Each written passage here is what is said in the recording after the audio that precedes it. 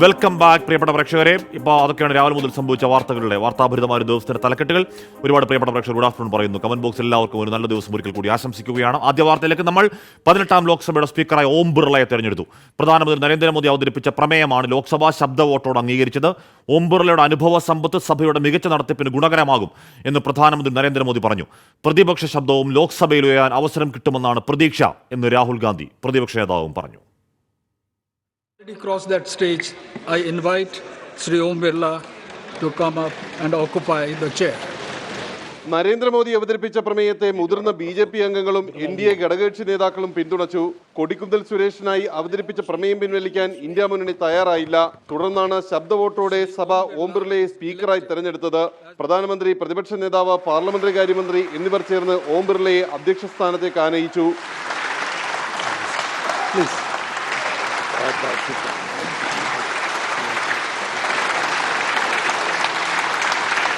സ്പീക്കറെ അഭിനന്ദിച്ച പ്രധാനമന്ത്രി ഓം ബിർളയുടെ സ്പീക്കർ പദവി സഭയുടെ നടത്തിപ്പ് സുഗമമാക്കുമെന്ന് വ്യക്തമാക്കി.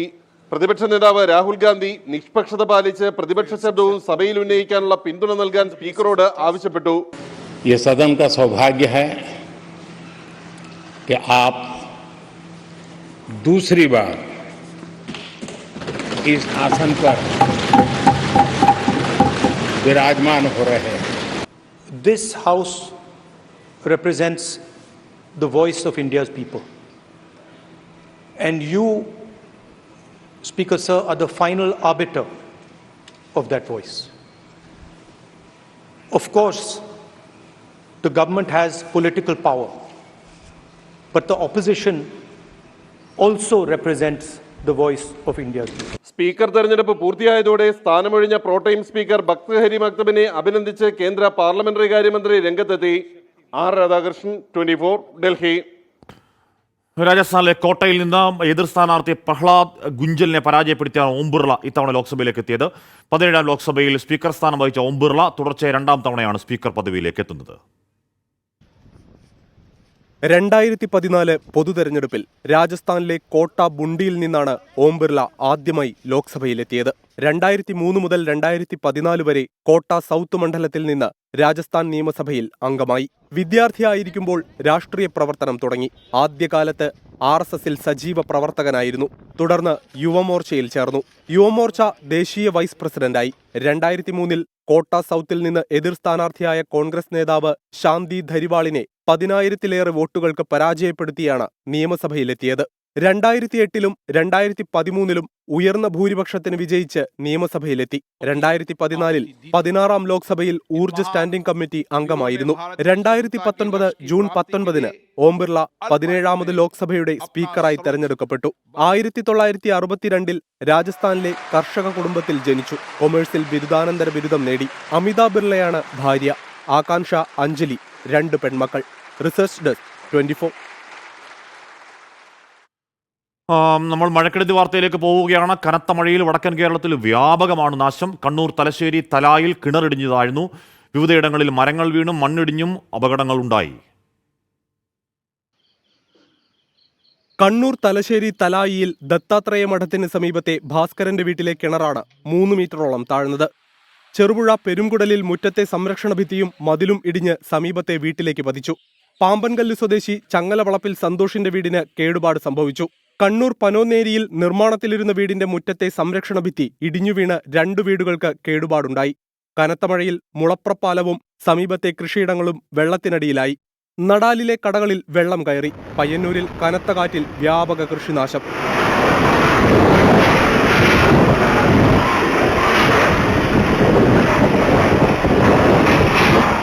മലപ്പുറം എടവണ്ണയിൽ റോഡിൽ മരം കടപുഴകി വീണു. കോഴിക്കോട് കടലുണ്ടിയിൽ വീടിന് മുകളിലേക്ക് മാവ് കടപുഴകി വീണു. കടലുണ്ടി സ്വദേശി മുഹമ്മദ് ബഷീറിന്റെ വീടിന് മുകളിലേക്കാണ് ശക്തമായ മഴയിൽ മരം മറിഞ്ഞത്. വിവിധ ബ്യൂറോകൾക്കൊപ്പം 24 കണ്ണൂർ. ഇടുക്കി, എറണാകുളം, പത്തനംതിട്ട ജില്ലകളിലെ മലയോര മേഖലകളിലൊക്കെ മഴ കനക്കുകയാണ്. മൂന്നാർ ദേവികുളം കോളനിയിൽ വീടിന് മുകളിലേക്ക് കരിങ്കൽ കെട്ടിടിഞ്ഞു വീണു. പത്തനംതിട്ട പമ്പാ നദി കരകവിഞ്ഞു. എറണാകുളം കുട്ടമ്പുഴ പഞ്ചായത്തിലെ മണികണ്ഠൻ ചാലിൽ മഴ കനത്തതോടെ ക്രോസ്വേ മുങ്ങി. ഇടുക്കി ദേവികുളം വിൽസന്റെ വീടിന് മുകളിലേക്കാണ് കരിങ്കൽ കെട്ടിടിഞ്ഞു വീണത്. വിൽസണും ഭാര്യയും കുട്ടികളും തലനാരിഴയ്ക്കാണ് രക്ഷപ്പെട്ടത്. ഏലപ്പാറ ബോണാമിയിൽ മരമൊടിഞ്ഞു വീണ വീട് ഭാഗികമായി തകർന്നു. ഇടുക്കി വാളറയിൽ നിർത്തിയിട്ടിരുന്ന സ്കൂൾ വാലിന് മുകളിലേക്ക് ഇല്ലിക്കൂട്ടം മറിഞ്ഞു വീണു. രാത്രി പെയ്ത മഴയിൽ മലയോര മേഖലയിലെ പ്രധാന പാതകളിലേക്ക് മണ്ണിടിഞ്ഞു വീണിരുന്നു. മണ്ണ് മാറ്റി ഗതാഗതം പുനഃസ്ഥാപിച്ചിട്ടുണ്ട്. ജലനിരപ്പ് പരമാവധി സംഭരണശേഷിയിൽ എത്തിയതോടെ കല്ലാർകുട്ടി, പാമ്പ്ള, മലങ്കര ഡാമുകളുടെ ഷട്ടറുകൾ തുറന്നു. ജില്ലയിൽ രാത്രിയാത്ര നിരോധിച്ചിരിക്കുകയാണ്. മൂന്നാറിൽ 3 ദുരിതാശ്വാസ കേന്ദ്രങ്ങളും തുറന്നിട്ടുണ്ട്. പത്തനംതിട്ടയിൽ അരയാഞ്ഞിലമൺ, കുരുമ്പൻമൂഴി കോസ്വേകൾ പൂർണ്ണമായി മുങ്ങി. 500ഓളം കുടുംബങ്ങൾ ഒറ്റപ്പെട്ടു. കോന്നി തണ്ണിത്തോട് പഞ്ചായത്ത് മൈതാനത്തിന്റെ മതിലിടിഞ്ഞു താഴ്ന്നു. ആവണിപ്പാറയിലെ ആദിവാസികളും ഒറ്റപ്പെട്ട അവസ്ഥയിലാണ്. കോട്ടയം ജില്ലയിൽ ശക്തമായ കാറ്റും മഴയും തുടരുന്നു. ജില്ലയിലെ എല്ലാ വിദ്യാഭ്യാസ സ്ഥാപനങ്ങൾക്കും ഇന്ന് അവധിയാണ്. മലയോര മേഖലയിലടക്കം ജാഗ്രതാ നിർദ്ദേശം നൽകിയിട്ടുണ്ട്. പലയിടങ്ങളിലും ഇന്നലെ കാറ്റിൽ മരങ്ങൾ കടപുഴകി വീണു. നിരവധി വീടുകൾക്കും കേടുപാടുകളുണ്ടായി. MC റോഡിൽ ഗതാഗത തടസ്സവും നേരിട്ടു. എറണാകുളം പൂതൃക്ക പഞ്ചായത്തിലെ 7ാം വാർഡിൽ വീടിന്റെ സൺഷെയ്ഡിലേക്ക് 25 അടി ഉയരത്തിൽ നിന്ന് മണ്ണിടിഞ്ഞു വീണു. ആലുവ പെരിയാർ തീരത്ത് കനത്ത കാറ്റിൽ മരങ്ങൾ കടപുഴകി. മഴ ശക്തമായ സാഹചര്യത്തിൽ ദുരന്ത നിവാരണ സേനയുടെ ഒരു യൂണിറ്റ് എറണാകുളത്ത് ക്യാമ്പ് ചെയ്യുകയാണ്. വിവിധ ബ്യൂറോകൾക്കൊപ്പം 24 ഇടുക്കി. പെരിയാറിൽ നിയമലംഘനം തുടരുകയാണ് വ്യവസായശാലകൾ. ഇടയാർ വ്യവസായ മേഖലയിൽ പ്രവർത്തിക്കുന്ന CJ ലൂബ്രിക്കൻസിൽ നിന്ന് വീണ്ടും മാലിന്യം പെരിയാറിലേക്ക് ഒഴുക്കി. നിയമലംഘനം ബോധ്യപ്പെട്ടതോടെ കമ്പനി അടച്ചിടാൻ മലിനീകരണ നിയന്ത്രണ ബോർഡ് നോട്ടീസും നൽകി. മലിനീകരണം പഠിക്കാൻ ഹൈക്കോടതി നിയോഗിച്ച വിദഗ്ധ സമിതി പെരിയാറിൽ നിരീക്ഷണം നടത്തുന്നതിനിടെയാണ് നിയമലംഘനം. ഇടയാർ വ്യവസായ മേഖലയിലെ CJ ലൂബ്രിക്കൻസ് ശേഖരിച്ചു വെച്ചിരുന്ന മാലിന്യം പുലർച്ചെ 2 മണിയോടെ പെരിയാറിലേക്ക് ഒഴുക്കി. ഇത് മഴവെള്ളം ഒഴുകിപ്പോകാനുള്ള ഒരു കാണയാണിത്. DICയുടെ റോഡാണിത്. കുറെ വർഷങ്ങളായിട്ട് മഴ ഇല്ലാത്ത സമയത്തും കടുത്ത വേനലിൽ പോലും ഇതിൽ കൂടി വെള്ളം ഒഴുകിക്കൊണ്ടിരിക്കും. അന്ന് മുതൽ നമ്മൾ DICയുടെ അടുത്തും PCBയുടെ അടുത്തും മിക്ക ദിവസങ്ങളും പരാതി പറയാനുള്ളത് ഇതിന്റെ സോഴ്സുകൾ പരിശോധിക്കണം. ഇത് വഴിയിട്ട് പുഴയിലേക്ക് മാലിന്യം ഒഴുകുന്നുണ്ട് എന്ന് പറയാം. അത് ഇന്നാണ് നമുക്ക് ഒരു സോഴ്സ് കണ്ടെത്താൻ കഴിഞ്ഞിട്ടുള്ളത്. നാട്ടുകാരുടെ പരാതിയെ തുടർന്ന് ഫാക്ടറിയിൽ മലിനീകരണ നിയന്ത്രണ ബോർഡ് നടത്തിയ പരിശോധനയിൽ നിയമലംഘനം കണ്ടെത്തി. ഫാക്ടറി അടച്ചുപൂട്ടാൻ നോട്ടീസും നൽകി. സർവൈലൻസ് ടീം 1 മണി തുടങ്ങി ഇവിടെ ഉണ്ടായിരുന്നു. ഇവിടെ നോക്കി ഡിസ്ചാർജ് കണ്ടു. സ്റ്റാറ്റ്യൂട്ടറി സാമ്പിൾ എടുത്തു നമ്മൾ. അപ്പോൾ അതിനടുത്ത നടപടി ക്ലോഷർ കൊടുക്കാനുള്ള സാധ്യതയാണ് നോക്കുന്നത്. ജില്ലാ വ്യവസായ കേന്ദ്രത്തിന്റെ റോഡും കാനയും ദുരുപയോഗം ചെയ്താണ് മാലിന്യം തള്ളിയതെന്നും പരിശോധനയിൽ തെളിഞ്ഞു. നിരീക്ഷണം കൃത്യമല്ലെങ്കിൽ, നടപടികൾ കർശനമല്ലെങ്കിൽ പെരിയാർ ഇനിയും കറുത്തൊഴുകും. കൊച്ചിയിൽ നിന്ന് റിജോ വൈരാജുവിനൊപ്പം അശ്വിൻ പാലാഴി, 24. ഡൽഹി മദ്യനയ അഴിമതി കേസിൽ മുഖ്യമന്ത്രി അരവിന്ദ് കെജ്രിവാളിന്റെ അറസ്റ്റ് രേഖപ്പെടുത്തി CBI. റോസ് അവന്യൂ കോടതിയിൽ വെച്ചാണ് CBI അറസ്റ്റ് ചെയ്തത്. കേസിൽ കൂടുതൽ ചോദ്യം ചെയ്യലിനായി CBI കെജ്രിവാളിനെ കസ്റ്റഡിയിൽ ആവശ്യപ്പെട്ടു. സ്വകാര്യ മേഖലയ്ക്ക് തീറെഴുതിയ മദ്യനയം രൂപീകരിക്കാൻ സൗത്ത് ഗ്രൂപ്പ് ലോബിയിങ് നടത്തിയെന്നും കോടികൾ ഡൽഹി സർക്കാരിന് കോഴ നൽകിയെന്നും CBI കോടതിയിൽ ആരോപിക്കുകയാണ്. CBIയുടേത് പക്ഷപാതപരമായ നടപടി മാത്രമാണെന്ന് കെജ്രിവാളിന്റെ അഭിഭാഷകൻ വാദിച്ചു. അതിനിടെ വിചാരണ കോടതി അനുവദിച്ച ജാമ്യം താൽക്കാലികമായി സ്റ്റേ ചെയ്ത ഡൽഹി ഹൈക്കോടതി ഉത്തരവ് ചോദ്യം ചെയ്തുള്ള ഹർജി കെജ്രിവാൾ സുപ്രീം കോടതിയിൽ നിന്ന് പിൻവലിച്ചു. സംസ്ഥാനത്തെ രൂക്ഷമായ വിലക്കയറ്റം നിയമസഭയിൽ ഉന്നയിക്കുകയാണ് പ്രതിപക്ഷം. 50ാം വാർഷികത്തിൽ സർക്കാർ സപ്ലൈകോയുടെ അന്തകരായി മാറി എന്ന് പ്രതിപക്ഷ നേതാവ് കുറ്റപ്പെടുത്തി. മറ്റ് സംസ്ഥാനങ്ങളെ അപേക്ഷിച്ച് കേരളത്തിൽ വിലക്കുറവാണെന്ന് പറഞ്ഞ ഭക്ഷ്യമന്ത്രി സാമ്പത്തിക പ്രതിസന്ധി വിപണി ഇടപെടലിനെ സ്വാധീനിച്ചിട്ടുണ്ട് എന്ന് തുറന്ന് സമ്മതിക്കുകയാണ്. വിലക്കയറ്റം രൂക്ഷമായിട്ടും വിപണി ഇടപെടലിന് സർക്കാർ തയ്യാറാകുന്നില്ല എന്നാരോപിച്ച് പ്രതിപക്ഷം നിയമസഭയിൽ നിന്ന് ഇറങ്ങിപ്പോയി. സംസ്ഥാനത്തെ അതിരൂക്ഷമായ വിലക്കയറ്റം സഭ നിർത്തിവെച്ച് ചർച്ച ചെയ്യണമെന്നായിരുന്നു അടിയന്തര പ്രമേയ നോട്ടീസിലൂടെ പ്രതിപക്ഷം ആവശ്യപ്പെട്ടത്. സകല മേഖലകളിലും വില കയറിയിട്ടും സർക്കാർ മൗനം പാലിക്കുകയാണെന്നും ഹെലികോപ്റ്ററിന് കൊടുക്കുന്ന വാടകയെങ്കിലും ഉച്ചഭക്ഷണത്തിന് വേണ്ടി മാറ്റിവെച്ചുകൂടെയെന്നും അടിയന്തര പ്രമേയത്തിന് അവതരണാനുമതി തേടിയ റോജി M. ജോൺ. വിലക്കയറ്റം കൊണ്ട് ജനങ്ങൾ പൊറുതിമുട്ടുകയാണ് എന്നുള്ളത് ഈ നാട് മുഴുവൻ എല്ലാവർക്കും അറിയാവുന്ന കാര്യമാണ്. പക്ഷേ ഈ സർക്കാരിന് മാത്രം അറിയത്തില്ല എന്നുള്ളതാണ് യാഥാർത്ഥ്യം. വിപണിയിൽ പച്ചക്കറിയുടെ വില വർധനവ് ഉണ്ടായതായി ശ്രദ്ധയിൽപ്പെട്ടിട്ടില്ല എന്നാണ് ഇവിടുത്തെ സംസ്ഥാനത്തെ ഒരു മന്ത്രി തന്നെ പറയുന്നത്. സർ, കേന്ദ്ര സർക്കാർ നയങ്ങളാണ് വിലക്കയറ്റത്തിന്റെ പ്രധാന കാരണമെന്ന് ഭക്ഷ്യമന്ത്രി GR അനിൽ. സാമ്പത്തിക പ്രയാസം വിപണി ഇടപെടലിനെ ബാധിച്ചുവെന്നും മന്ത്രി തുറന്ന് സമ്മതിച്ചു. കേന്ദ്ര സർക്കാർ അനുവർത്തിച്ചു വരുന്ന വികലമായ സാമ്പത്തിക നയങ്ങളാണ് ഇത്തരം സാഹചര്യത്തിലേക്ക് എത്തുന്നത്. പൊതുവിപണിയേക്കാൾ ഹോർട്ടികോർപ്പിൽ വില വർധനമെന്നും സപ്ലൈകോയെ കുഴിച്ചുമൂടിയവരെന്ന ഈ സർക്കാരിനെ ചരിത്രത്തിൽ അറിയപ്പെടുമെന്നും പ്രതിപക്ഷ നേതാവ്. സപ്ലൈകോയുടെ 50ാം വാർഷികം ആഘോഷിച്ചിട്ട് സപ്ലൈകോയുടെ ചരിത്രം പറയുകയാണ് മന്ത്രി. നമ്മുടെ സർക്കാരിന്റെ ഏജൻസികൾ മുഴുവൻ ഫെയിൽ ചെയ്യുക. സപ്ലൈകോ തകർന്നു, ഹോർട്ടികോർപ്പ് മോശമായി, നമ്മുടെ സംഭരണങ്ങൾ എല്ലാം പാളുന്നു. അടിയന്തര പ്രമേയത്തിന് അവതരണാനുമതി നിഷേധിച്ചതോടെ പ്രതിപക്ഷം സഭ വിട്ടിറങ്ങി. 24 തിരുവനന്തപുരം. എന്താ ഷഫീർ മണ്ണാർക്കാട് പറയുകയാണ്, മഴ പെയ്ത് കഴുത്തറ്റം വെള്ളം കയറിയാലേ കാലാവസ്ഥാ മുന്നറിയിപ്പ് ഇറങ്ങും. ഇത് മുന്നറിയിപ്പല്ല പിന്നറിയിപ്പാണ് എന്ന് പറയുകയാണ്. എങ്കിൽ കൂടിയും കുറച്ച് നേരത്തെയുള്ള കാലത്തേക്കാൾ കുറച്ചുകൂടി പ്രിസൈസ് ആവുന്നുണ്ട്, കുറച്ചുകൂടി മെച്ചപ്പെടേണ്ടതുണ്ട് എന്നതാണല്ലോ ഷഫീർ മണ്ണാർക്കാടിൻ്റെ സന്ദേശത്തിൻ്റെ കാതൽ. മലപ്പുറത്തെ സീറ്റ് പ്രതിസന്ധിയിൽ 2-അംഗ സമിതിയുടെ റിപ്പോർട്ട് ലഭിച്ചാലുടൻ നടപടി സ്വീകരിക്കുമെന്ന് വിദ്യാഭ്യാസ മന്ത്രി വി ശിവൻകുട്ടി. സർക്കാർ നിയോഗിച്ചത് കമ്മീഷനെ അല്ലെന്നും മന്ത്രി ശിവൻകുട്ടി നിയമസഭയിൽ അറിയിച്ചു. വിഷയത്തെ മലപ്പുറത്തിന്റെ പ്രാദേശിക പ്രശ്നമായി ലഘൂകരിക്കരുത് എന്ന് പി കെ കുഞ്ഞാലിക്കുട്ടിയും പറഞ്ഞു. ചോദ്യോത്തരവേളയിലാണ് മലപ്പുറത്തെ +1 സീറ്റ് പ്രതിസന്ധി നിയമസഭയിലെത്തിയത്. പ്രതിസന്ധിയെക്കുറിച്ച് പഠിക്കാൻ കമ്മീഷനെയല്ല സമിതിയെയാണ് സർക്കാർ നിയോഗിച്ചതെന്ന് മന്ത്രി വി ശിവൻകുട്ടി. 2-അംഗ സമിതിയുടെ റിപ്പോർട്ട് ലഭിച്ചാലുടൻ തുടർ നടപടിയെടുക്കും. +1 പ്രവേശനവുമായി ബന്ധപ്പെട്ട പ്രശ്നങ്ങൾക്ക് ശാശ്വത പരിഹാരം കാണും. ഇതിനായി കൂട്ടായ ചർച്ച നടത്തും. സർ, മലപ്പുറം ജില്ലയിലെ നിലവിലെ സാഹചര്യം കണക്കിലെടുത്ത് ഇക്കാര്യം പരിശോധിച്ച് റിപ്പോർട്ട് നൽകുവാൻ 2 പേരടങ്ങുന്ന ഒരു സമിതിയെ നിയോഗിച്ചിട്ടുണ്ട്. സർ, അതിനെ കമ്മീഷൻ എന്നൊന്നും വ്യാഖ്യാനിക്കല്, ഒരു 2 പേരെ ചുമതലപ്പെടുത്തിയത് മാത്രമാണ്. ഹയർ സെക്കൻഡറി ജോയിന്റ് ഡയറക്ടർ അക്കാദമിക്കും മലപ്പുറം RDD എന്നിവരാണ് ചുമതലപ്പെടുത്തിയിട്ടുള്ളത്. മലപ്പുറം ജില്ലയിൽ മാത്രമല്ല മറ്റു ജില്ലകളിലും പ്രശ്നങ്ങളുണ്ടെന്നും ലഘൂകരിച്ച് കാണരുതെന്നും പി കെ കുഞ്ഞാലിക്കുട്ടി ആവശ്യപ്പെട്ടു. ഒന്നാമത് ഒരു മലപ്പുറം ജില്ലയിലെ പ്രശ്നമാക്കി ചുരുക്കി ഇങ്ങനെ പറഞ്ഞുകൊണ്ടിരിക്കേണ്ട ഒരു കാര്യമില്ല. കാരണം ഇത് എൻ്റെ അഭിപ്രായത്തിൽ ഇടുക്കി ഉൾപ്പെടെ വളരെ വിദ്യാഭ്യാസപരമായി പിന്നോക്കം നിൽക്കുന്ന ജില്ലയിലൊക്കെ ഒരു ക്വാളിറ്റി എഡ്യൂക്കേഷൻ കൊടുക്കാൻ മാർക്കുള്ള കുട്ടികൾക്ക് സീറ്റ് കൊടുക്കാൻ കഴിയായികയുണ്ട്. ടി സിദ്ദിഖിന്റെ ചോദ്യത്തിനുള്ള സ്പീക്കറുടെ പ്രതികരണം പ്രതിപക്ഷത്തിന്റെ പ്രതിഷേധത്തിനിടയാക്കി. സമയം കൂടുതൽ എടുത്തിട്ടും കാര്യമാർക്കും മനസ്സിലായില്ലെന്നായിരുന്നു സ്പീക്കറുടെ പരാമർശം. ഇതിനെ പ്രതിപക്ഷ നേതാവ് വിമർശിച്ചു. 50 സെക്രട്ടറി അങ്ങ് തടസ്സപ്പെടുത്തി. ഒരു മെമ്പർ ഒരു ചോദ്യം ചോദിച്ചു കഴിഞ്ഞിട്ട് അങ്ങ് ചെയറിലിരുന്ന് പറയാണ് ആ ചോദ്യം അവിടെ ആർക്കും മനസ്സിലായില്ല എന്ന് പറഞ്ഞാൽ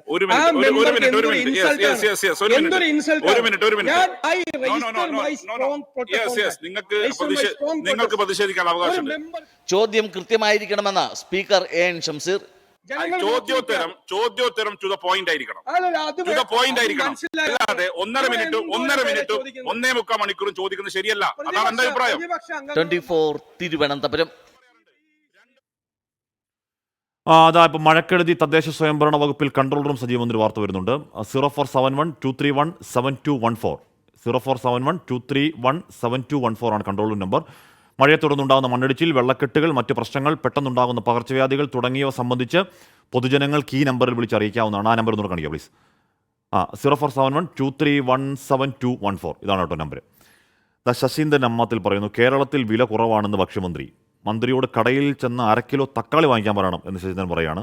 ഇപ്പോൾ തക്കാളിക്ക് ഇന്നത്ര വില. 2 ദിവസം മുമ്പ് കൊച്ചിയിൽ ഒരു 128 രൂപ 124 രൂപയായിരുന്നു കേട്ടോ 1 കിലോ തക്കാളിക്ക് വില. ഇന്നത്ര എന്നറിയില്ല.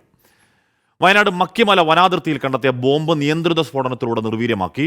തണ്ടർബോൾട്ട് സംഘവും സ്പെഷ്യൽ ഓപ്പറേഷൻ ഗ്രൂപ്പും പ്രദേശത്ത് തുടരുകയാണ്. മാവോയിസ്റ്റുകളാണ് ഇതിന് പിന്നിൽ എന്ന് സംശയിക്കുന്നതായി പോലീസ് സംഘം വ്യക്തമാക്കി. സംഭവത്തിൽ UAPA ചുമത്തും. മാവോയിസ്റ്റുകൾ നിരന്തരം വന്നുപോകുന്ന മേഖലയിലാണ് കുഴിബോംബ് കണ്ടെത്തിയത്. അകലെ നിന്ന് നിയന്ത്രിച്ച് സ്ഫോടനം നടത്താവുന്ന ബോംബാണിത്. ഇലക്ട്രിക് ഫെൻസിംഗ് നോക്കാൻ പോയ വനം വകുപ്പ് വാച്ചർമാരാണ് അസാധാരണമായ വസ്തുക്കൾ ആദ്യം കണ്ടത്. 30 മീറ്ററിലധികം നീളമുള്ള വയറും സ്ഫോടക വസ്തുക്കളും കണ്ടെത്തിയതോടെ പോലീസിൽ വിവരമറിയിച്ചു. വയറ് മണ്ണിൻ്റെ അടിയിൽ കൂടെ ഒരു 30 മീറ്ററോളം ഉള്ളോട്ട് വയറിങ്ങനെ പോയിന്. ഒരു പ്ലാസ്റ്റിക് കവറിൽ പാക്ക് ചെയ്ത് വെച്ച പോലെ അതിൻ്റെ എൻഡ് അതിലേക്ക് ഇട്ട് വെച്ചിന്. മണ്ണ് വെറുതെ ഇങ്ങനെ തോണ്ടി നോക്കുമ്പോൾ അതിൻ്റെ മുകളിലൊരു കവറ് പൊതിഞ്ഞിട്ട് കാണുന്നുണ്ട്. വെടിമരുന്നിൻ്റെയും മറ്റേ ആണിയും അത് കുറേ സാധനങ്ങളുണ്ട്. ഒരു 4-5 പാക്കറ്റ് പോലത്തെ ഒരു സംഭവം അവിടെ ഇങ്ങനെ ഒരു സൈഡിൽ വലിച്ചെറിഞ്ഞ പോലെ പൊട്ടിയ രീതിയിലുള്ള ഒരു സംഭവം അവിടെയും കാണുന്നുണ്ട്. ഒരാഴ്ച മുമ്പ് പുല്ലരിയാൻ വനത്തിൽ പോയവരും ഇത് കണ്ടിരുന്നു. ഫെൻസിങ്ങിൻ്റെ ഇപ്പുറം ഞങ്ങൾ ഉള്ളിൽ തന്നെ കടന്നിട്ട് അത് കണ്ടപ്പോൾ ഞങ്ങൾ ആ കത്തി കൊണ്ടൊക്കെ ഇങ്ങനെ തോണ്ടി നോക്കി. ഇതെന്താ സാധനം ഏട്ടൻ മറന്നു വെച്ചാണോ എന്ന് വെച്ചിട്ട് പിന്നെ നോക്കുമ്പോൾ അതിൽ ആണി ഇങ്ങനെ ടൈറ്റിൽ വെച്ചിട്ട് പിന്നെ നല്ല പ്ലാസ്റ്റിക് നൂല് കൊണ്ട് കെട്ടി വരിഞ്ഞ് വെച്ചിട്ടുണ്ട്. അപ്പോൾ എന്താണെന്ന് അറിഞ്ഞിട്ടില്ല. പിന്നെ അവിടെ വെച്ചിട്ട് വന്നു അതൊക്കെ തുരുമ്പ് പിടിച്ചിട്ടുണ്ടായിരുന്നു. അപ്പോൾ അത് ഞങ്ങൾ എടുത്തിട്ടില്ല. തോണ്ടിയാണെന്ന് നോക്കിയിട്ട് ഞങ്ങൾ ഇങ്ങോട്ട് വന്ന്. സ്ഥലത്ത് തണ്ടർബോൾട്ടും സ്പെഷ്യൽ ഓപ്പറേഷൻ ഗ്രൂപ്പും ക്യാമ്പ് ചെയ്യുന്നുണ്ട്. മാവോയിസ്റ്റ് സാന്നിധ്യമുള്ള മേഖലയിൽ ഉഗ്രസ്ഫോടന ശേഷിയുള്ള ബോംബ് കണ്ടെത്തിയത് കേരളത്തിൽ ഇതാദ്യം. അതിനാൽ തന്നെ അതീവ ജാഗ്രതയിലാണ് പോലീസ്. പ്രകാശൻ പള്ളത്തിനൊപ്പം തലപ്പുഴയിൽ നിന്ന് സുർജിത് അയ്യപ്പത്ത്, 24 വയനാട്. കളിക്കാവിളയിൽ ക്വാറി ഉടമ ദീപുവിനെ കഴുത്തറുത്ത് കൊലപ്പെടുത്തിയ കേസിൽ പ്രതിപിടിയിലായി. നിരവധി കേസുകളിൽ പ്രതിയായ ചൂഴാറ്റുകോട്ട അമ്പിളി എന്നറിയപ്പെടുന്ന സജികുമാറാണ് പിടിയിലായത്. കസ്റ്റഡിയിലുള്ള അമ്പിളിയിൽ നിന്ന് വിവരങ്ങൾ ശേഖരിക്കുകയാണ് അന്വേഷണ സംഘം. ഇന്നലെ അർദ്ധരാത്രിയോടെയാണ് പ്രതിയായ മലയം ചൂഴാറ്റുകോട്ട സ്വദേശി അമ്പിളി കന്യാകുമാരി SP ചുമതലപ്പെടുത്തിയ പ്രത്യേക സ്ക്വാഡിന്റെ പിടിയിലാവുന്നത്. മലയത്തു നിന്നാണ് പ്രതി പിടിയിലായത്.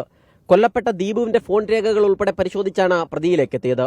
നെയ്യാറ്റിൻകര മുതൽ കാറിൽ ഒപ്പമുണ്ടായിരുന്ന പ്രതി ദീപുവിനെ കൊലപ്പെടുത്തിയ ശേഷം കടന്നുകളഞ്ഞു. കാറിൽ നിന്ന് പ്രതി പോകുന്ന CCTV ദൃശ്യങ്ങളും നിർണായകമായി. ഇരുവരും തമ്മിലുള്ള ബന്ധവും പോലീസ് പരിശോധിക്കുന്നുണ്ട്. ചോദ്യം ചെയ്യലിൽ അമ്പിളിയിൽ നിന്ന് ചില നിർണായക വിവരങ്ങൾ പോലീസിന് ലഭിച്ചിട്ടുണ്ട്. അമ്പിളി നടത്തിയ വെളിപ്പെടുത്തലുകൾ സത്യമാണോ എന്നാണ് പോലീസിന്റെ ഇപ്പോഴത്തെ അന്വേഷണം. അറസ്റ്റിലായ അമ്പിളി 50-ലധികം കേസുകളിൽ പ്രതിയാണ്. കൊലപാതകവും ഗുണ്ടാപ്രവർത്തനവും സ്പിരിറ്റ് കടത്തും ഉൾപ്പെടെ ഇയാൾക്കെതിരെയുള്ള കേസുകൾ നിരവധിയാണ്. പണം ലക്ഷ്യം വെച്ചാണ് കൊലപാതകമെന്നതാണ് പ്രാഥമിക നിഗമനം. കഴിഞ്ഞ ദിവസം അർദ്ധരാത്രിയാണ് കേരള തമിഴ്നാട് അതിർത്തിയിൽ കാറിനുള്ളിൽ തലയറുത്തു കൊല്ലപ്പെട്ട നിലയിൽ ദീപുവിനെ കണ്ടത്. 24 തിരുവനന്തപുരം. മലപ്പുറം കോട്ടക്കലിൽ വിവാഹത്തിൽ നിന്ന് പിന്മാറിയതിന് വധുവിന്റെ വീടിന് നേരെ വെടിയുതിർത്ത് വരൻ. എയർഗൺ ഉപയോഗിച്ചുള്ള വെടിവെപ്പിൽ വീടിന്റെ ജനൽ ചില്ലുകൾ തകർന്നു. വെടിയുതിർത്ത വലിയാട് സ്വദേശി അബൂ താഹിറിനെ പോലീസ് അറസ്റ്റ് ചെയ്തു. രാത്രി വെടിയൊച്ച കേട്ട് ഞെട്ടിയുണർന്ന വീട്ടുകാർ നടത്തിയ പരിശോധനയിലാണ് ജനൽ ചില്ലുകൾ തകർന്നതായി കണ്ടത്. കോട്ടക്കൽ പോലീസ് നടത്തിയ അന്വേഷണത്തിൽ വരൻ വലിയാട് സ്വദേശി അബൂ താഹിറിനെ അറസ്റ്റ് ചെയ്തു.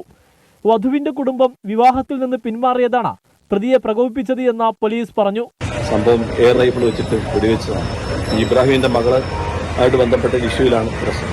അയാളുടെ മകളെ കല്യാണം കഴിച്ച് 1 കൊല്ലം മുമ്പ് നിക്കാഹ് കഴിച്ച ആൾ ഒഴിഞ്ഞത് ഉള്ള വിരോധം മൂലം അയാൾ 1 മാസം മുമ്പ് ഒരു റൈഫിൾ മേടിച്ചു. കോഴിക്കോട് മാസ് റൈഫിൾസ് റൈഫിൾ മേടിച്ചു. ലഹരിക്കടിമയായ പ്രതി ആക്രമണ സമയത്തും മദ്യപിച്ചിരുന്നതായി കണ്ടെത്തി. അബൂ ത്വാഹിറിനെതിരെ വധശ്രമത്തിന് കേസെടുത്തു. പ്രതി ഉപയോഗിച്ച തോക്ക് പോലീസ് കണ്ടെത്തിയിട്ടുണ്ട്. 1 മാസം മുൻപ് തന്നെ ഇയാൾ തോക്ക് വാങ്ങി പരിശീലനം നടത്തിയിരുന്നതായി പോലീസ് പറഞ്ഞു. 1 വർഷം മുൻപാണ് കോട്ടക്കൽ അരിച്ചോൾ സ്വദേശിനിയുമായി നിക്കാഹ് കഴിഞ്ഞത്. പ്രതി ലഹരിക്കടിമയാണെന്ന് ചൂണ്ടിക്കാട്ടിയാണ് വിവാഹത്തിൽ നിന്ന് കുടുംബം പിന്മാറിയത്. 24 തിരൂർ. എന്തൊക്കെയാണല്ലേ ഇവിടെ കമന്റ് ബോക്സിൽ തക്കാളി വില വരുന്നുണ്ട്. മിനി ബാബു പറയുന്നു 1 കിലോ 100 രൂപ ഇന്നത്തെ വില എന്ന് പറയുന്നു. ലതാ ഗോപാലകൃഷ്ണൻ പറയുന്നു കൊല്ലത്ത് 136 രൂപ പെർ കിലോ. അത്രയൊക്കെ ഉണ്ടോ? അപ്പോൾ ബാവ ചോദിക്കുന്നു നിങ്ങളൊക്കെ 5 സ്റ്റാർ പച്ചക്കറി കടയിൽ നിന്നാണ് തക്കാളി വാങ്ങിക്കുന്നത് ചോദിക്കുന്നു. കാസർഗോഡ് 65 രൂപയുള്ളൂ എന്ന് പറയുന്നു. എവിടോ തക്കാളി 48 രൂപയാണ് ആഷ്മി ഇന്നത്തെ വില എന്ന് സിബി പറയുന്നുണ്ട്. അപ്പോൾ അതിനിടയിൽ കിടന്ന് കളിക്കാണ് തക്കാളി വില. 48 രൂപ ഇത്രേ ഉള്ളൂ. 1 കിലോയ്ക്കാണോ 1/2 കിലോയ്ക്കാണോ? തമിഴ്നാട് നീലഗിരിയിൽ വാഹനങ്ങൾ തകർത്ത് കാട്ടാന. ഗൂഡല്ലൂർ നെല്ലാക്കോട്ട ടൗണിൽ ഇറങ്ങിയ ആന കാർ തകർത്തു. കാറിലുണ്ടായിരുന്ന യാത്രക്കാർ രക്ഷപ്പെട്ടു.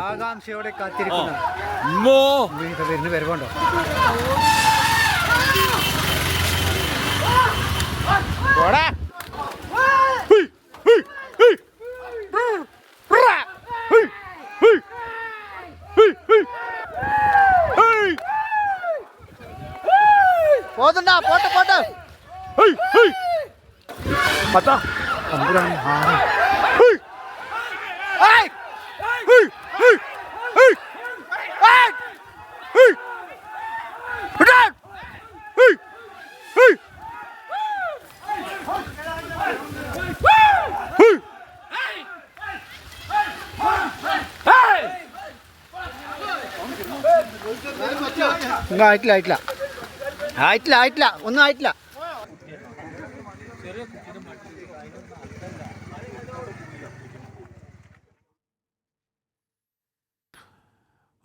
ഏറ്റവും സങ്കടകരമായ വാർത്തയിലേക്കാണ് അടുത്തത്. ട്രെയിൻ യാത്രക്കിടെ ബെർത്ത് പൊട്ടി വീണ് മലപ്പുറം മാറഞ്ചേരി സ്വദേശിക്ക് ദാരുണാന്ത്യം. മാറഞ്ചേരി ഇളയിടത്ത് മാറാടിക്കൽ അലിഖാനാണ് മരിച്ചത്. ഡൽഹിയിലേക്കുള്ള യാത്രക്കിടയിൽ തെലങ്കാനയ്ക്കടുത്തുള്ള വാറങ്കലിൽ ചൊവ്വാഴ്ച രാത്രിയാണ് അപകടമുണ്ടായത്. താഴത്തെ ബെർത്തിൽ കിടക്കുകയായിരുന്ന അലിഖാന് മുകളിലേക്ക് സെൻട്രൽ ബെർത്ത് പൊട്ടി വീഴുകയായിരുന്നു. ഗുരുതര പരിക്കേറ്റ അലിഖാനെ റെയിൽവേ അധികൃതർ ഉടൻ തന്നെ വാറങ്കലിലെ ആശുപത്രിയിലേക്ക് പ്രവേശിപ്പിച്ചെങ്കിലും ഇന്നലെ രാത്രിയിൽ മരിച്ചു. മൃതദേഹം മാറഞ്ചേരി വടമുക്ക് കുന്നത്ത് ജുമാഅത്ത് പള്ളിയിൽ ഖബറടക്കുകയും ചെയ്തു. എന്ന് പറഞ്ഞാൽ നമ്മളൊക്കെ താഴത്തെ ബർത്തി കിടക്കുമ്പോൾ മുകളിലോട്ട് നോക്കുമ്പോഴത്തേക്ക് ഇതെങ്ങനെ പൊട്ടി വീഴുമോ എന്നൊരു തോന്നലുണ്ടാവുന്നതല്ല. ഇത്ര നാൾ അങ്ങനെ കേട്ടിരുന്നില്ല. അത് തന്നെ കേൾക്കുക എന്ന് പറയുന്നത് ഞെട്ടലുണ്ടാക്കുന്നതാണ്. അടിയന്തരമായ അത്തരം ബർത്തുകൾ ഏതെങ്കിലും തീവണ്ടികളൊക്കെ ഉണ്ടെങ്കിൽ യാത്രക്കാരുടെ ജീവൻ പരിഗണിച്ച് അത് അടിയന്തരമായി ഒണിഞ്ഞ് പുത്തൻ പോലെ ആക്കേണ്ടതുമാണ്. ഒരുപാട് യാത്രക്കാർ പറയുന്നുണ്ട് പല ബർത്തുകളും ഫാനുകളൊക്കെ പൊട്ടി വീഴാൻ പരുവത്തിൽ നിൽപ്പാണെന്ന് പല യാത്രക്കാർ പറയുന്നുണ്ട്. വൈദികനെ ലോഡ്ജിൽ പൂട്ടിയിട്ട് പണവും മൊബൈൽ ഫോണും കവർന്നു. കോട്ടയം സ്വദേശിയായ വൈദികനെയാണ് കത്തി കാട്ടി ഭീഷണിപ്പെടുത്തി ഐഫോണും 40,000 രൂപയും കവർന്നത്. പ്രതി കണ്ണൂർ സ്വദേശി ആൽബിനെ സെൻട്രൽ പോലീസ് അറസ്റ്റ് ചെയ്തു. എറണാകുളം KSRTCക്ക് അടുത്ത ലോഡ്ജിൽ അതിക്രമിച്ച് കയറുകയും നഗ്ന ദൃശ്യങ്ങൾ പകർത്തുകയും ചെയ്ത ശേഷമാണ് ഇയാൾ പണവും ഫോണും മോഷ്ടിച്ചത്. മോഷ്ടിച്ച ഫോൺ ഓൺ ആക്കിയതോടെയാണ് പ്രതിയെ പോലീസ് അറസ്റ്റ് ചെയ്തത്. കോടതിയിൽ ഹാജരാക്കിയ പ്രതിയെ റിമാൻഡ് ചെയ്തു. പത്തനംതിട്ട അടൂർ കണ്ണങ്കോട് ക്രിസ്ത്യൻ പള്ളിയുടെ ഓഡിറ്റോറിയത്തിന്റെ ഗേറ്റിനിടയിൽ നായ കുടുങ്ങി. അഗ്നിരക്ഷാസേന എത്തി ഗേറ്റിന്റെ കമ്പി മുറിച്ച് നായയെ രക്ഷപ്പെടുത്തി. തലേദിവസം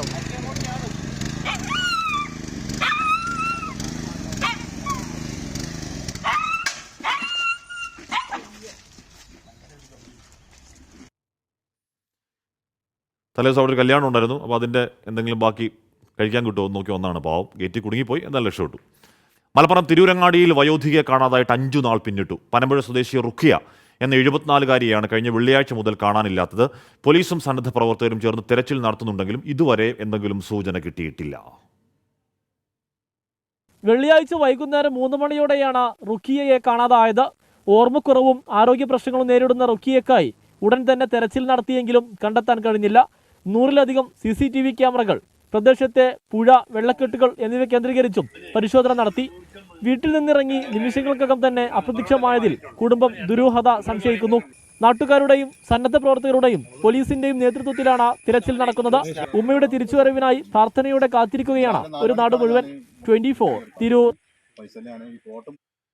പുറം ലോകവുമായി ബന്ധമറ്റ് പത്തനംതിട്ട ആവണിപ്പാറ നിവാസികൾ എന്നൊരു വാർത്ത വരുന്നത്. അതിന്റെ ദൃശ്യങ്ങളടക്കം അല്പസമയത്തിനകം ശ്രീത്ത് കോമ്പാല നൽകും എന്ന് തന്നെ പ്രതീക്ഷിക്കാം. ലഹരി നിയമ ഭേദഗതിക്ക് കേന്ദ്ര സർക്കാരിന് കുറ്റകരമായ ഉദാസീനതയെന്ന് എക്സൈസ് മന്ത്രി MP രാജേഷ്.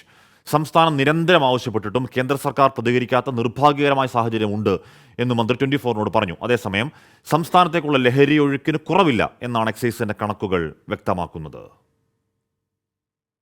മാരക ലഹരി കേസുകളിൽ ഉൾപ്പെടുന്നവർ പോലും നിയമത്തിലെ പഴുതുകളിലൂടെ രക്ഷപ്പെടുന്നത് വലിയ ചർച്ചയായിരുന്നു. പിന്നാലെയാണ് നിയമ ഭേദഗതിക്ക് സംസ്ഥാന സർക്കാർ കേന്ദ്രത്തെ സമീപിച്ചത്. എന്നാൽ കേന്ദ്ര സർക്കാർ പ്രതികരിക്കുന്നില്ലെന്നും വിഷയം പാർലമെന്റിൽ ഉയർത്തണമെന്നും മന്ത്രി MP രാജേഷ്. നിയമ ഭേദഗതി സംസ്ഥാനത്ത് നടപ്പാക്കാനാവില്ല. പാർലമെന്റാണ് നിയമം പാസ്സാക്കിയിട്ടുള്ളത്. കേന്ദ്ര ഗവൺമെന്റ് വേണം നിയമ ഭേദഗതി കൊണ്ടുവരാൻ. പക്ഷേ നിർഭാഗ്യവശാൽ നമ്മൾ നിരന്തരം ആവശ്യപ്പെട്ടിട്ടും ഒരു പ്രതികരണം പോലും കേന്ദ്ര സർക്കാരിന്റെ ഭാഗത്തു നിന്നുണ്ടായിട്ടില്ല. മറ്റു ചില ഭേദഗതികൾ നമ്മൾ നിർദ്ദേശിച്ചിട്ടുണ്ട് NDPS ആക്ടിൽ. അതൊന്നും കേന്ദ്രം കണ്ട ഭാവം നടിക്കുന്നില്ല എന്നതാണ് നമ്മൾ നേരിടുന്ന ഒരു പ്രധാനപ്പെട്ട വെല്ലുവിളി. അതിർത്തിയിൽ പ്രത്യേക പരിശോധന നടത്തുമെന്നും സ്കൂളുകളിലെയും കോളേജുകളിലെയും ലഹരി ഉപയോഗം തടയാൻ പ്രത്യേക വിവരശേഖരണം നടത്തുമെന്നും മന്ത്രി പറഞ്ഞു. കഴിഞ്ഞ 6 മാസത്തിനിടയിൽ രജിസ്റ്റർ ചെയ്തത് 2956 ലഹരി കേസുകൾ. അറസ്റ്റിലായവരുടെ എണ്ണം 2879. 2024 ജനുവരി മുതൽ മെയ് വരെയുള്ള കണക്കാണിത്. പിടിച്ചെടുത്തത് 1862 കിലോ കഞ്ചാവ്, 5 കിലോയോളം ഹാഷിഷ് ഓയിലും എക്സൈസ് പിടിച്ചു. എക്സൈസ് പിടിച്ചെടുത്ത സിന്തറ്റിക് ഡ്രഗിനും കുറവില്ല. ഇക്കാലയളവിൽ പിടികൂടിയത് 1.6 കിലോഗ്രാം MDMA.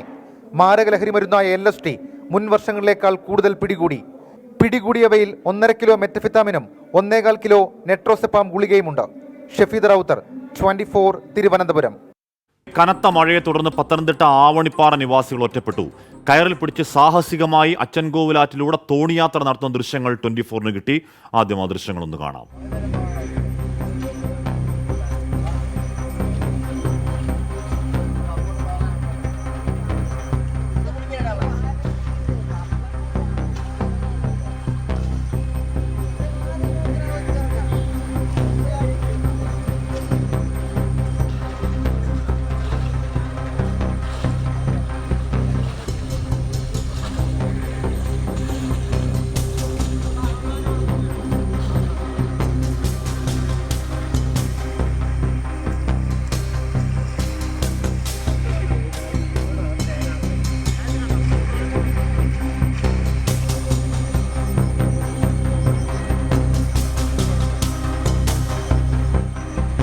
ശ്രീകുമാർജിയാണ്. ശ്രീത്ത്, നമ്മൾ ഈ ഞാണിമേക്കളി എന്നൊക്കെ ആലങ്കാരികമായി കേട്ടേ ഉള്ളൂ. ഇതാണ് അക്ഷരാർത്ഥത്തിൽ ജീവൻ കയ്യിൽ പിടിച്ചുള്ള ഞാണിമേൽക്കളി. ഇത് വലിയ ഒഴുക്കുള്ള അച്ചൻകോവിലാറാണ്. ആവണിപ്പാറയിൽ എത്ര നിവാസികളാണ്? അവരുടെ അവസ്ഥ എന്താണ് ശ്രീത്ത്?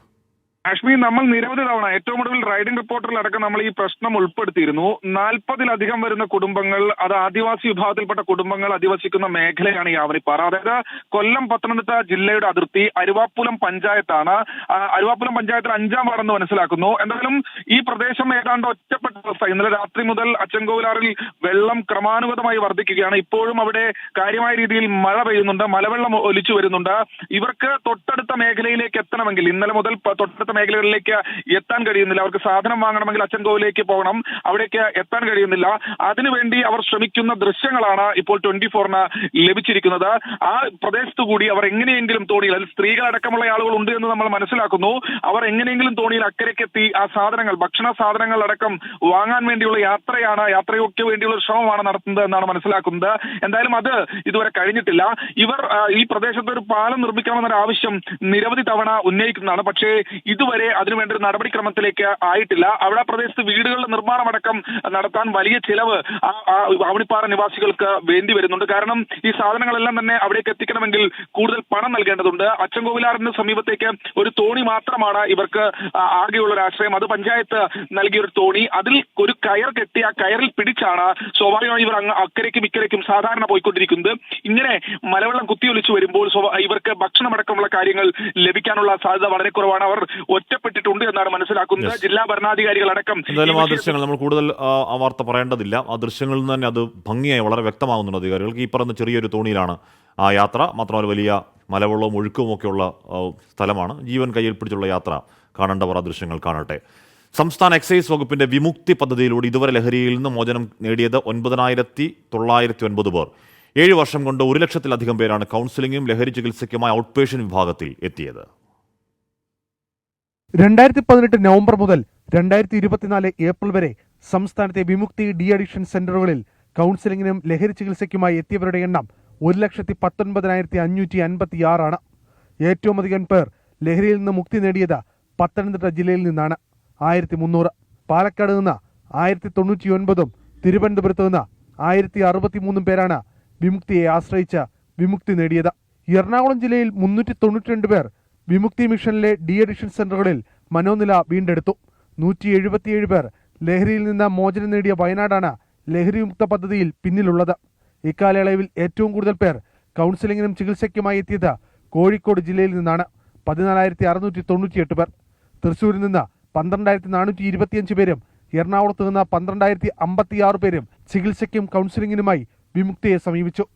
മദ്യം, മയക്കുമരുന്ന്, പുകയില എന്നിവയുടെ ഉപയോഗം കുറയ്ക്കുക, നിയമവിരുദ്ധ ലഹരി വസ്തുക്കളുടെ ശേഖരണം, കണ്ടെത്തൽ എന്നിവയുടെ ഉറവിടം കണ്ടെത്തി ഇല്ലായ്മ ചെയ്യൽ എന്നീ ലക്ഷ്യത്തോടെയാണ് വിമുക്തി മിഷൻ പ്രവർത്തനം തുടങ്ങിയത്. ലഹരിമുക്ത കേരളം എന്ന ആശയമാണ് വിമുക്തി പദ്ധതിയിലൂടെ സർക്കാർ മുന്നോട്ട് വെക്കുന്നത്. കൊല്ലത്തുനിന്ന് അരുൺ രാജ്, 24.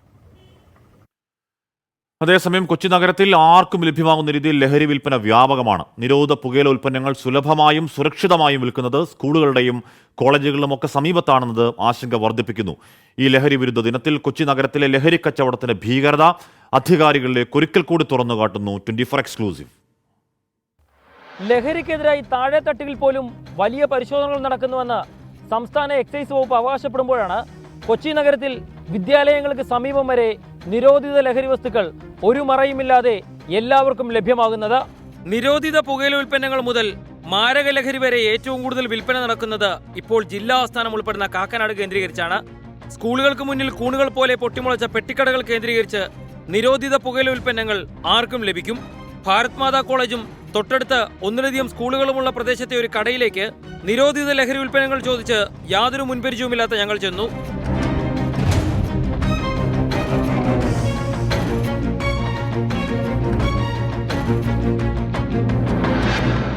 തൃക്കാക്കര ക്ഷേത്രത്തിന് സമീപത്ത് ലോട്ടറി വിൽപ്പനയുടെ മറവിലാണ് രണ്ടാമത്തെ വിൽപ്പന കേന്ദ്രം. ഇതിനോട് ചേർന്ന് തന്നെയാണ് ഒരു കോളേജ് ഉൾപ്പെടെയുള്ള വിദ്യാഭ്യാസ സ്ഥാപനങ്ങൾ പ്രവർത്തിക്കുന്നത്. അവിടെയും പരിചയത്തിന്റെ ആവശ്യമില്ല, പൈസ കൊടുത്തു.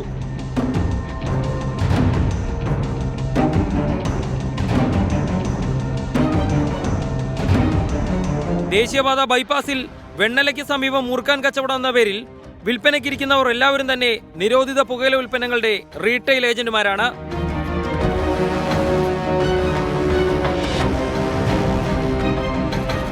യാതൊരു പേടിയുമില്ലാത്ത, ബലമില്ലാത്ത ലഹരി വിൽപ്പന നിയമത്തെ നോക്കി പല്ലിളിച്ചുകൊണ്ടാണ് ദേശീയപാത ബൈപ്പാസിലെ കച്ചവടം.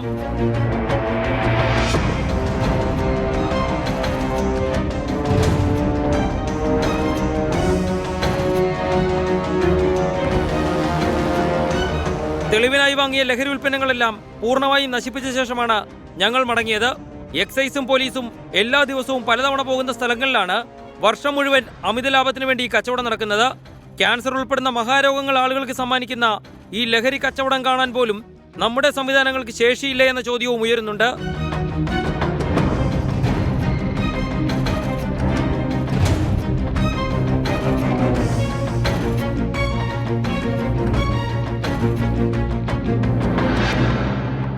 ലഹരിക്കെതിരായ പോരാട്ടം ശക്തമാക്കണമെങ്കിൽ അത് താഴെത്തട്ടിൽ നിന്ന് തന്നെ തുടങ്ങണം.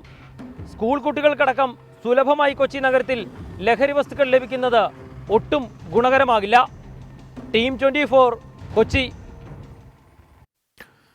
ഡ്രൈവിംഗ് ടെസ്റ്റ് പരിഷ്കരണത്തിൽ സർക്കാരിന്റെ യു-ടേൺ. CITUവിന്റെ ആവശ്യം പരിഗണിച്ച് ഗതാഗത വകുപ്പ് പുതിയ ഉത്തരവിറക്കി.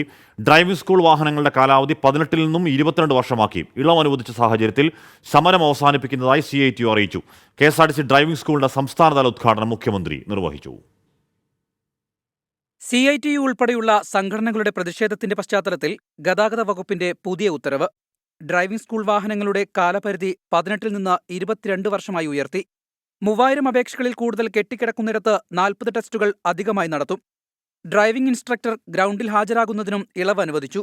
ഡ്രൈവിംഗ് ടെസ്റ്റ് പരിഷ്കരണത്തിൽ മാറ്റം വരുന്നതോടെ 15 ദിവസമായി ഡ്രൈവിംഗ് സ്കൂൾ CITU യൂണിയൻ നടത്തുന്ന സമരം അവസാനിപ്പിച്ചു. പരിഷ്കാരങ്ങൾക്കൊന്നും CITU സംഘടന എതിരല്ല. എല്ലാ മേഖലയിലും പരിഷ്കാരങ്ങൾ വരണമെന്നാണ് ഞങ്ങൾ ആഗ്രഹിക്കുന്നത്. പക്ഷേ മോട്ടോർ വാഹന വകുപ്പിൽ പുതിയ പരിഷ്കാരങ്ങൾ നടപ്പിലാക്കുമ്പോൾ ടെസ്റ്റ് ഗ്രൗണ്ടുകൾ മോട്ടോർ വാഹന വകുപ്പ് സജ്ജമാക്കിയിട്ട് ആ സജ്ജമാക്കുന്ന ഗ്രൗണ്ടുകളിൽ പരിഷ്കാരം വരുത്തണമെന്നാണ് ഞങ്ങൾ അന്ന് ആവശ്യപ്പെട്ടത്. അതേസമയം KSRTCയുടെ ഡ്രൈവിംഗ് സ്കൂളുകൾക്ക് തുടക്കമായി. കുറഞ്ഞ ചെലവിൽ ഉന്നത നിലവാരത്തിൽ ഡ്രൈവിംഗ് പരിശീലനം ഉറപ്പുവരുത്തുക എന്ന ലക്ഷ്യത്തോടെയാണ് KSRTCയുടെ പുതിയ സംരംഭം. ആനയറ KSRTC സ്വിഫ്റ്റ് ആസ്ഥാനത്ത് ഗതാഗത മന്ത്രി KB ഗണേഷ് കുമാറിന്റെ അധ്യക്ഷതയിൽ മുഖ്യമന്ത്രി പിണറായി വിജയൻ ഓൺലൈനായി സംസ്ഥാനതല ഉദ്ഘാടനം നിർവഹിച്ചു. സംസ്കാര സമ്പന്നമായ നമ്മുടെ സമൂഹത്തിന് ചേർന്ന നിലയിൽ വാഹനം കൈകാര്യം ചെയ്യുന്നതിനുള്ള ബോധവൽക്കരണം നൽകുക എന്നതും അവയുടെ ചുമതലയാണ്. ഈ ചുമതലയെ അത് അർഹിക്കുന്ന ഗൗരവത്തോടെ തന്നെ ഏറ്റെടുക്കാൻ KSRTC ഡ്രൈവിംഗ് സ്കൂളിന് കഴിയുമെന്നാണ് പ്രതീക്ഷ.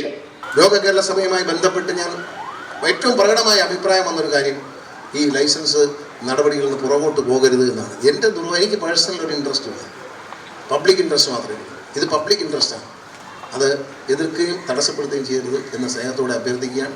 ഡ്രൈവിംഗ് ടെസ്റ്റ് പരിഷ്കരണത്തെ ചൊല്ലി ഡ്രൈവിംഗ് സ്കൂൾ ഉടമകളും സർക്കാരും തമ്മിൽ തർക്കം തുടരുന്നതിനിടെയാണ് KSRTCയുടെ പുതിയ നീക്കം. 24 തിരുവനന്തപുരം.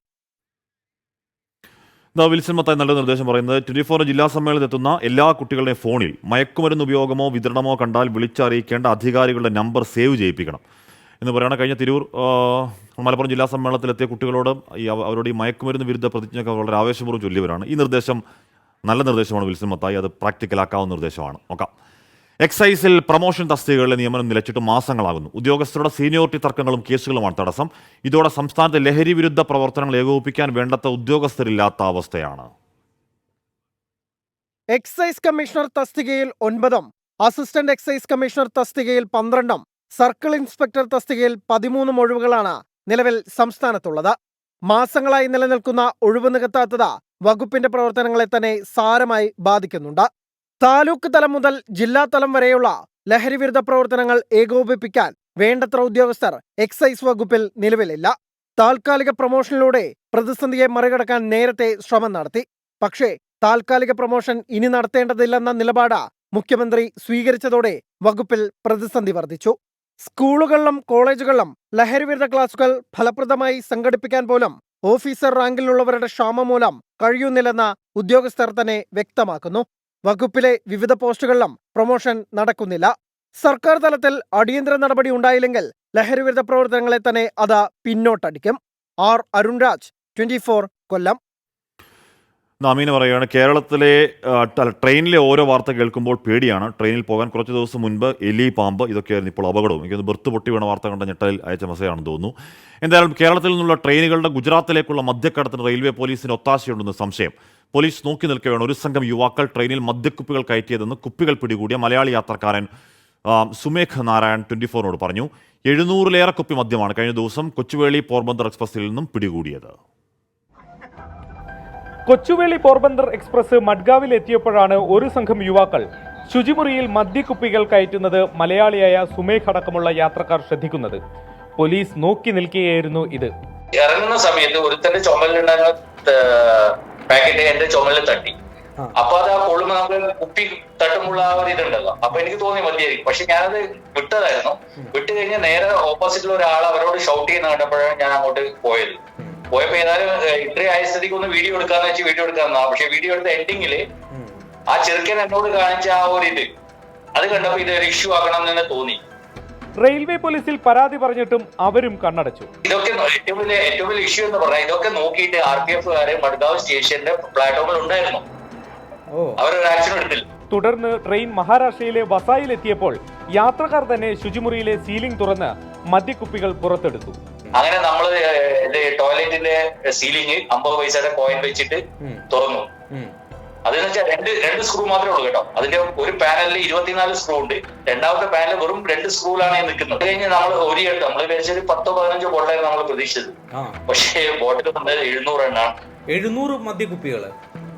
700 മദ്യക്കുപ്പികളിൽ അത് 90 ml 180 ml 350 ബാക്കി മൊത്തം ഇവിടുത്തെ ലോക്കൽ വാറ്റ് ചാരായം ഉണ്ടല്ലോ, പ്ലാസ്റ്റിക് ബോട്ടിൽ. മദ്യനിരോധിത സംസ്ഥാനമായ ഗുജറാത്തിലേക്ക് ഗോവയിൽ നിന്ന് മദ്യം കടത്തുന്ന വൻ മാഫിയ പ്രവർത്തിക്കുന്നുണ്ടെന്ന് വ്യക്തം. പോലീസ് കൂടി ഇവിടെ സംശയ നിഴലിൽ ആവുകയാണ്. എലത്തൂർ തീവപ്പടക്കം അനുഭവങ്ങൾ മുന്നിലുണ്ടായിട്ടും എന്ത് പാഠമാണ് റെയിൽവേ പഠിച്ചത്? പരാതിപ്പെട്ടിട്ടും പോലീസ് അനങ്ങിയില്ല എന്നത് ഞെട്ടിക്കുന്നതാണ്. സധൈര്യം മുന്നിട്ടിറങ്ങിയ യാത്രക്കാർക്ക് അഭിനന്ദനങ്ങൾ. മുംബൈയിൽ നിന്നും ശ്രീനാഥ് ചന്ദ്രൻ, 24. ജമ്മു കാശ്മീരിൽ ഏറ്റുമുട്ടൽ. ഡോഡയിലാണ് സുരക്ഷാ സേനയും ഭീകരരും തമ്മിൽ ഏറ്റുമുട്ടൽ നടക്കുന്നത്. നിതിൻ അംബുജൻ. നിതിൻ, മണിക്കൂറുകൾ തുടർന്ന് ഏറ്റുമുട്ടൽ ഇപ്പോഴും അതേ തോതിൽ തന്നെ തുടരുകയാണോ?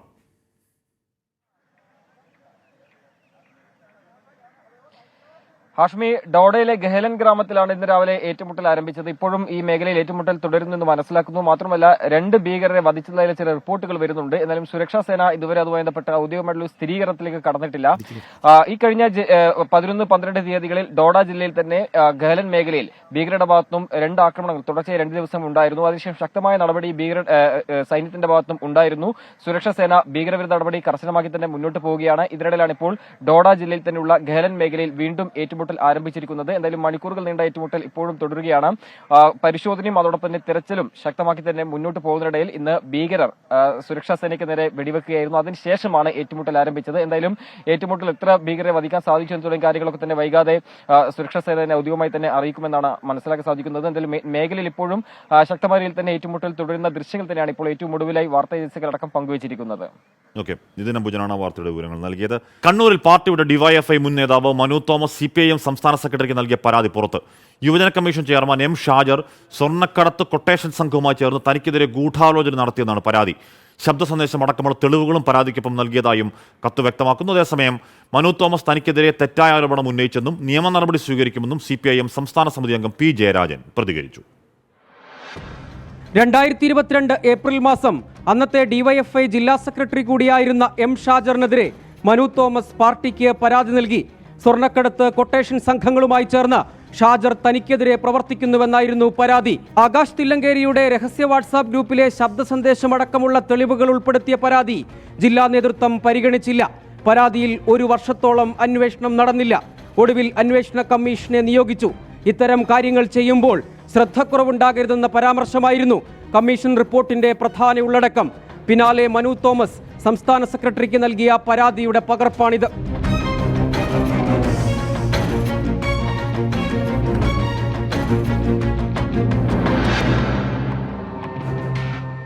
പരാതിയിൽ നടപടിയുണ്ടായില്ലെന്ന് മാത്രമല്ല, ഷാജറിന് യുവജന കമ്മീഷൻ ചെയർമാനായി നിയമനവും നൽകി.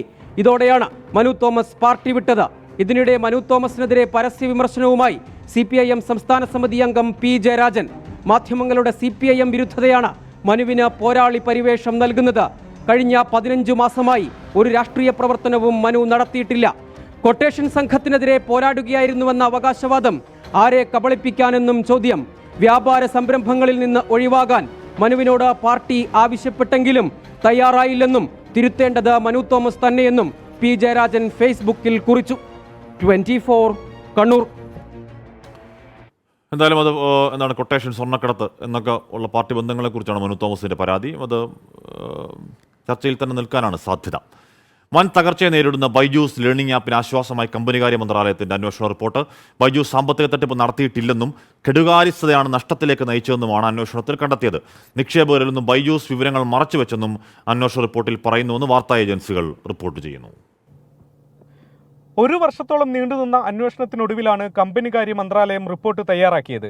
കള്ളപ്പണം വെളുപ്പിച്ചു, കമ്പനിയുടെ പണം മറ്റ് അക്കൗണ്ടുകളിലേക്ക് മാറ്റി തുടങ്ങി ബൈജൂസിനെതിരെ ഉയർന്ന ഗുരുതര ആരോപണങ്ങൾ നിലനിൽക്കില്ലെന്നാണ് കണ്ടെത്തൽ. ബൈജൂസിനെ നഷ്ടത്തിലേക്ക് നയിച്ചത് കെടുകാര്യസ്ഥതയാണ്. ലാഭകരമല്ലാത്ത ഏറ്റെടുക്കലുകളും അതിവേഗമുള്ള വളർച്ചാ പദ്ധതികളും തിരിച്ചടിച്ചു. നിക്ഷേപകരിൽ പലർക്കും ബൈജൂസിനോട് മത്സരിക്കുന്ന കമ്പനികളിലും നിക്ഷേപമുള്ളതിനാൽ പല തീരുമാനങ്ങളും ഇവരിൽ നിന്ന് മറച്ചുവെച്ചു. സാമ്പത്തിക കാര്യങ്ങളിൽ മേൽനോട്ടം വഹിക്കാനായി പ്രഗത്ഭരായ ഉദ്യോഗസ്ഥരെ നിയമിക്കുന്നതിലും വീഴ്ച വരുത്തിയെന്നും റിപ്പോർട്ടിൽ പറയുന്നു.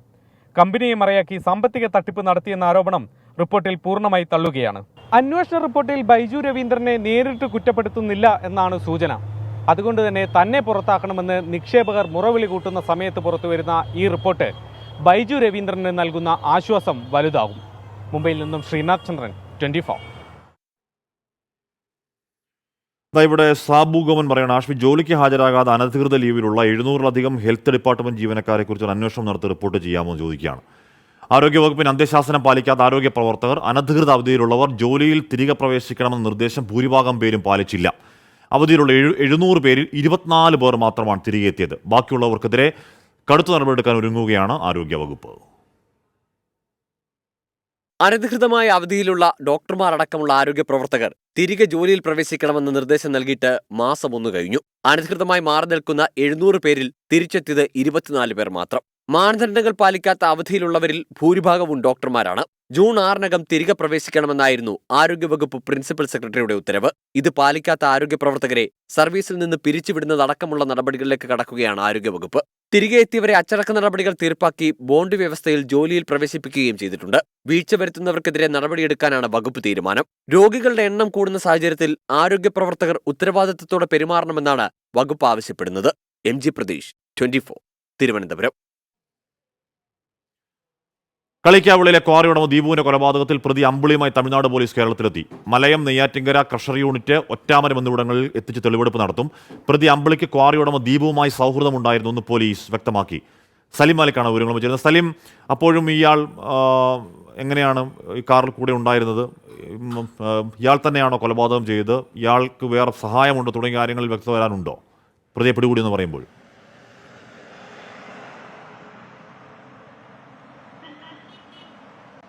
ഹാഷ്മി, ഈ കേസുമായി ബന്ധപ്പെട്ട് ഇപ്പോഴും ഉത്തരം കിട്ടാത്ത നിരവധി ചോദ്യങ്ങൾ പോലീസിന് മുൻപിലുണ്ട്. പ്രതി കുറ്റം സമ്മതിച്ചു എങ്കിൽ പോലും ഈ പ്രതി തുളസി നൽകിയ മൊഴി പോലും, പ്രതി അമ്പിളി നൽകിയ മൊഴി പോലും ഇപ്പോഴും പലപ്പോഴും പോലീസിനെ കുഴപ്പിക്കുന്നതാണ്. കാരണം പല നിലയിലുള്ള മൊഴികൾ പോലീസിനെ സംബന്ധിച്ചിടത്തോളം ഇദ്ദേഹം മുന്നിൽ നിരത്തിയിട്ടുണ്ട്. ആ വാദങ്ങളൊക്കെ എങ്ങനെ ശരിയാകുമെന്നതിലുള്ള കണക്കുകൂട്ടലുകളിൽ കൂടിയാണ് പോലീസ്. അതുകൊണ്ട് പോലീസ് പറയുന്നത് സങ്കീർണമായ കേസാണ് ഇത്. ഇതിന്റെ മുഴുവൻ ചുരുളുകളും അഴിയണമെങ്കിൽ കുറച്ച് സമയം വേണ്ടിവരുമെന്നാണ്. അതുകൊണ്ട് തന്നെ ഇന്ന് രാത്രിയോ നാളെ രാവിലെയോ കൊണ്ട് മാത്രമേ പ്രതിയുടെ അറസ്റ്റ് ഉൾപ്പെടെ രേഖപ്പെടുത്തി ആ നിലയിലേക്ക് കേസ് കൈകാര്യം ചെയ്യാൻ പറ്റൂ എന്നാണ് പറയുന്നത്. നിലവിൽ പ്രതിയുമായി തമിഴ്നാട് പോലീസ് കേരളത്തിലേക്ക് എത്തിയിട്ടുണ്ട്. കേരളത്തിലെ വിവിധ സ്ഥലങ്ങളിൽ എത്തിച്ച് തെളിവെടുപ്പ് നടത്തേണ്ട ആവശ്യമുണ്ട്. നിലവിൽ നെയ്യാറ്റിൻകര, ഒപ്പം തന്നെ മലയൻകീഴ് തുടങ്ങിയ പ്രദേശങ്ങളിൽ പോലീസിന് ഈ ക്രഷർ യൂണിറ്റ് എന്നിവിടങ്ങളിലൊക്കെ എത്തിച്ച് പോലീസിന് തെളിവെടുപ്പ് നടത്തേണ്ടതുണ്ട്. അതിനുശേഷം ഞാൻ ഇപ്പോൾ നിൽക്കുന്ന ഈ സ്ഥലം, ഇത് ഒറ്റാമരം എന്ന സ്ഥലമാണ്. ഈ കൊലപാതകം നടന്ന സ്ഥലമാണ്. ഇവിടേക്ക് പോലീസ് അതിനുശേഷമാകും പ്രതിയെ കൊണ്ടുവരിക. അതിനുശേഷം ഇവിടെ വെച്ചും എങ്ങനെയാണ് കൃത്യം നടത്തിയത് എന്നതുൾപ്പെടെയുള്ള കാര്യങ്ങൾ ചോദിച്ചറിയും. മാത്രമല്ല, എന്തിനാണ് ഈ കൃത്യം നടത്തിയത് എന്ന ചോദ്യത്തിനും പോലീസിന് കൃത്യമായൊരു മറുപടി ഇപ്പോഴും ലഭിച്ചിട്ടില്ല. ചില പ്രതിയുടെ മൊഴി പ്രകാരം ചില ഇൻഷുറൻസ് കമ്പനികളെ കൂടി കേന്ദ്രീകരിച്ച് അന്വേഷണം നടത്തുന്നുണ്ട് എന്നുള്ളതാണ് ഏറ്റവും പ്രധാനപ്പെട്ട കാര്യം. ആ നിലയിലുള്ള ഒരു കേസന്വേഷണം പോലീസിനെ സംബന്ധിച്ചിടത്തോളം വലിയ നിലയിൽ ഈ മൊഴി നൽകുന്നതുമായി ബന്ധപ്പെട്ട് നിലവിലുണ്ട്. അത് പോലീസ് ഏത് നിലയിൽ പരിശോധിക്കും, ഏത് നിലയിൽ കേസിനെ മുന്നോട്ട് കൊണ്ടുപോകുമെന്നതും പോലീസിനെ സംബന്ധിച്ചിടത്തോളം കുഴപ്പിക്കുന്നതാണ്. മാത്രമല്ല, ഈ പ്രതിയും ദീപുവും തമ്മിലുള്ള ബന്ധം അത് അത്ര മോശമല്ലാത്ത ബന്ധമായിരുന്നു. കഴിഞ്ഞ കുറേ നാളുകളായി നല്ല ബന്ധത്തിലായിരുന്നു എന്നുള്ളതാണ്. ചില സാമ്പത്തിക ഇടപാടുകൾ ഉൾപ്പെടെയുള്ള കാര്യങ്ങൾ ഉണ്ടായിരുന്നു എന്നും പറയുന്നുണ്ട്. അങ്ങനെ ഒരു കൊടും ക്രിമിനലുമായി ദീപു എങ്ങനെ ബന്ധം സ്ഥാപിച്ചു, എന്തിന് ബന്ധം സ്ഥാപിച്ചു എന്നതും പ്രധാനപ്പെട്ട കാര്യമാണ്. മാത്രമല്ല, നെയ്യാറ്റിൻകരയിൽ നിന്നാണ് പ്രതി ദീപുവിന്റെ കാറിൽ കയറിയതെന്ന് പറയുന്നു. പറയുന്നു. അങ്ങനെയെങ്കിൽ പ്രതി ദീപുവിന്റെ കാറിൽ കയറിയതിനു ശേഷം ഇവിടേക്ക്, ഞാൻ ഈ നിൽക്കുന്ന സ്ഥലം പാസ് ചെയ്ത് പോയതാണ്, മാർത്താണ്ഡം ഭാഗത്തേക്ക് പോയതാണ്. അതിനുശേഷം മാർത്താണ്ഡത്ത് നിന്ന് വീണ്ടും തിരിച്ചു വന്ന് ഇവിടേക്ക് യു ടേൺ എടുത്ത ഈ വശത്തേക്ക് നിർത്തുകയായിരുന്നു. അതെന്തിന് എന്നതുൾപ്പെടെയുള്ള കാര്യങ്ങളിലും ഒരു വ്യക്തത വരേണ്ടതുണ്ട്. നിലവിൽ പോലീസ് ആദ്യഘട്ടത്തിൽ പറഞ്ഞിരുന്നത് കഴുത്തിൽ കത്തിവെച്ച് ഭീഷണിപ്പെടുത്തിയ ശേഷം ആ നിലയിൽ ഇവിടേക്ക് തിരിച്ചു കൊണ്ടുവരണം, CCTV ഇല്ലാത്ത പ്രദേശത്തേക്ക് തിരിച്ചെത്തിക്കണമെന്ന് പ്രതി പറഞ്ഞിരിക്കാമെന്നാണ്. പക്ഷേ ഇപ്പോൾ ഈ പ്രതിയുടെ മൊഴി പ്രകാരം അത് അങ്ങനെയല്ല എന്നുകൂടി മനസ്സിലാക്കുന്നുണ്ട്. അതുകൊണ്ട് തന്നെ നിരവധി കോംപ്ലിക്കേഷൻസ് ഇതുമായി ബന്ധപ്പെട്ട് ഇപ്പോഴും ചോദ്യങ്ങൾക്ക് ഉത്തരം കിട്ടേണ്ടതുണ്ട്. എന്തായാലും പ്രതിയെ അതിനോടകം പിടികൂടാൻ കഴിഞ്ഞ അന്വേഷണത്തിൽ വലിയ നേട്ടമായി എന്ന് തന്നെ പറയണം. സംസ്ഥാനത്ത് ഇന്ന് അതിശക്തമായ മഴയ്ക്ക് സാധ്യത. തിരുവനന്തപുരം, കൊല്ലം ഒഴികെയുള്ള 12 ജില്ലകളിൽ മഴ മുന്നറിയിപ്പുണ്ട്. പത്തനംതിട്ട, എറണാകുളം, ഇടുക്കി, കോഴിക്കോട്, വയനാട്, കണ്ണൂർ, കാസർഗോഡ് ജില്ലകളിൽ ഓറഞ്ച് അലർട്ട് പ്രഖ്യാപിച്ചു. ഹരികൃഷ്ണൻ ചേരിയാണ്. ഹരി, ഈ സമയത്തൊക്കെ ഒട്ടുമിക്ക എല്ലാ സ്ഥലങ്ങളിലും നല്ല പെയ്ത്താണ്. അത് തുടരുമെന്നാണ് അല്ലേ? ഹാഷ്മി, സംസ്ഥാനത്ത് പരക്കെ മഴയ്ക്ക് സാധ്യതയെന്ന് തന്നെയാണ് കാലാവസ്ഥാ വകുപ്പിന്റെ പുതിയ മുന്നറിയിപ്പിലും പറയുന്നത്. അടുത്ത ദിവസങ്ങളിലും ശക്തമായ മഴയുണ്ടാകുമെന്നുള്ളതാണ്. ഈ തിരുവനന്തപുരം, കൊല്ലം ഒഴികെയുള്ള 12 ജില്ലകളിലും മഴ മുന്നറിയിപ്പ് നൽകിയിട്ടുണ്ട്. ഈ പത്തനംതിട്ട, എറണാകുളം, ഇടുക്കി, കോഴിക്കോട്, വയനാട്, കണ്ണൂർ, കാസർഗോഡ് ജില്ലകളിൽ ഓറഞ്ച് അലർട്ട്, അതായത് കൂടുതൽ ജില്ലകളിൽ ഓറഞ്ച് അലർട്ട് പ്രഖ്യാപിച്ചു എന്നുള്ളതാണ്.